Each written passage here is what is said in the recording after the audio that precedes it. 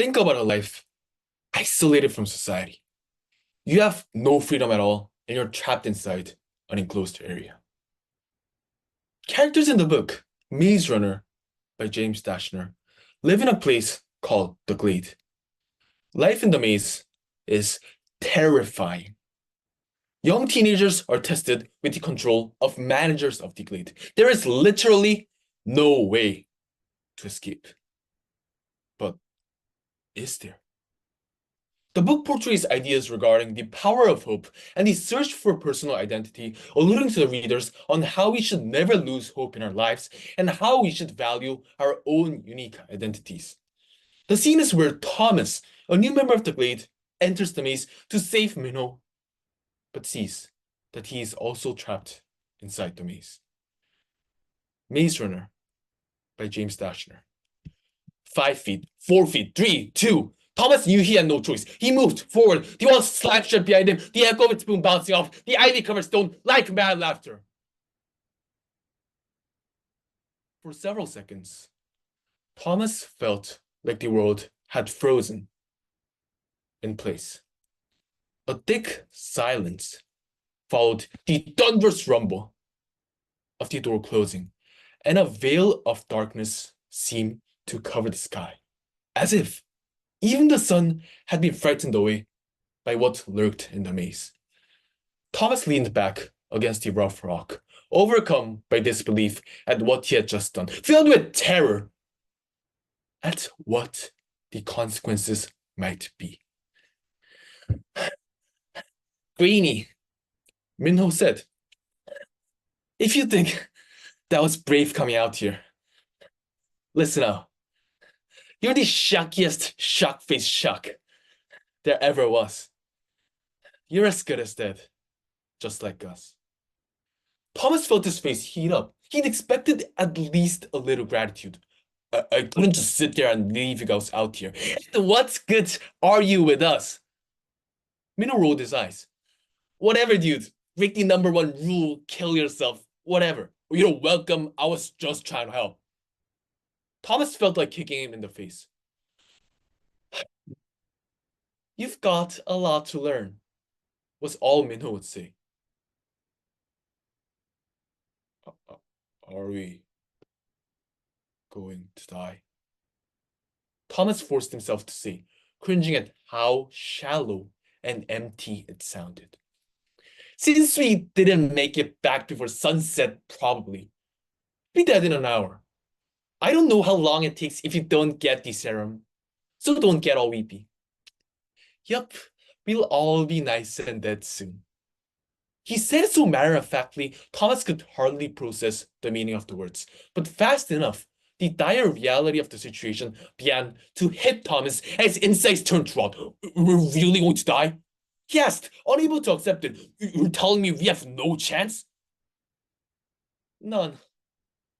Thomas was annoyed at Minho's constant negativity.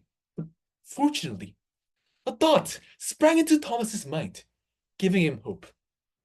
But what about Ben and Gally and others who'd been stung and survived? Minho glanced up at him with a look that said he was dumber than cow clunk. Didn't you hear me?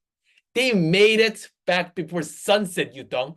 Made it back and got the serum. All of them. Thomas wouldn't allow himself to give in to Minho's hopelessness. He didn't want to give up and die just yet. Thomas scowled, wishing he could find one little spark of hope. But I thought the grievers only came out at night. Then you're wrong, Shank. They always come out at night. That doesn't mean they never come out during the day. Thomas couldn't believe how morbid a statement that was. How can this be happening? He screamed to the walls, turning in a circle. He felt close to losing it once and for all. Quit your crying. You should have followed the rules and stayed inside. Thomas looked up at the enormous walls covered in thick vines. Desperation had finally clicked him into problem-solving mode. Wait, can't we climb this thing? He looked at Minho, who didn't say a word. The vines. Can't we climb it? Minho let out a frustrated sigh. I swear, Greenie, you must think we're a bunch of idiots. You really think we've never had the ingenious thought of climbing the freaking walls? For the first time, Thomas felt anger creeping in to compete with his fear and panic. I'm just trying to help, man. Why don't you quit moping at every word I say and talk to me? Miro abruptly jumped at Thomas and grabbed him by the shirt. You don't understand, Shuckface. You don't know anything, and you're just trying to make it worse by trying to have hope. We're dead. You hear me? Dead. Thomas didn't know which he felt more strongly at that moment, anger at Minho, or pity for him. He was giving up too easily. Minho looked down at his hands clasped to Thomas's shirt, and shame washed across his face. Slowly, he let go and backed away. Thomas straightened his clothes defiantly. Oh man! Oh man! Minho whispered, then crumpled to the ground, burying his face in clenched fists. I've never been this scared before, dude. Not like this. Thomas wanted to say something. Tell him to grow up. Tell him to think. Tell him to explain everything he knew. Something. He opened his mouth to speak, but closed it quickly when he heard the noise. It came from deep within the maze, a low, haunting sound. A constant whirring that sounds like sharp knives rubbing against each other grew louder by the second, and then a series of eerie clicks joined in. A hollow moan filled the air, and then something that sounded like the clanking of chains.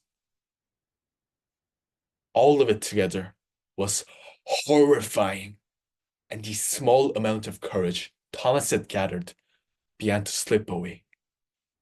Minnow stood, his face barely visible in the dying light, but when he spoke, Thomas imagined his eyes wide with terror.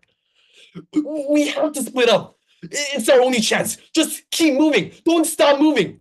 And then he turned and ran, disappearing in seconds, swallowed by the maze and darkness. Thank you.